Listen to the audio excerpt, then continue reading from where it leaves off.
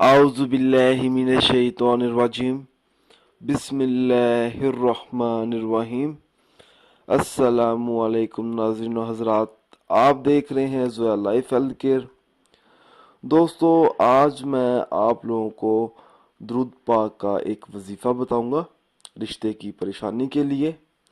दोस्तों, इस अमल की इजाज़त आम है, आप ये वजीफ़ा कर सकते हैं, मुझसे इजाज़त लेने की कोई ज़रूरत नहीं है आप लोगों को।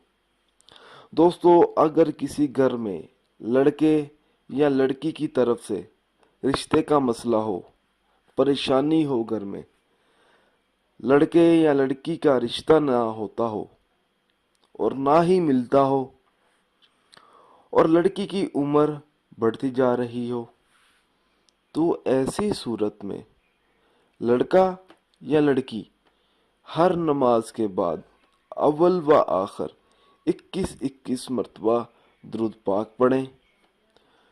फिर 101 मरतबा अल्लाह ताला के 99 नामों में से एक नाम या लतीफ़ू का विर्द करें। मैं आप लोगों को एक बार फिर बता देता हूँ।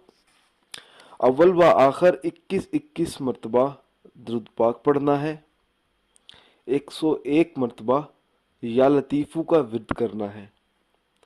इसके बाद फिर 21 मरतबा दोबारा दुरूद पाक का विर्द करना है। आपने पहले 21 मरतबा दुरूद पाक पढ़ना है, फिर 101 मरतबा या लतीफ़ू पढ़ना है, फिर 21 मरतबा दोबारा आप लोगों ने दुरूद पाक पढ़ना है। दोस्तों, जब तक मतलूबा मकसद हल ना हो जाए, आपने इस अमल को जारी रखना है। इंशाअल्लाह ताला जल्दी ही रिश्ते की परेशानी दूर हो जाएगी और कोई अच्छा सा रिश्ता मिल जाएगा।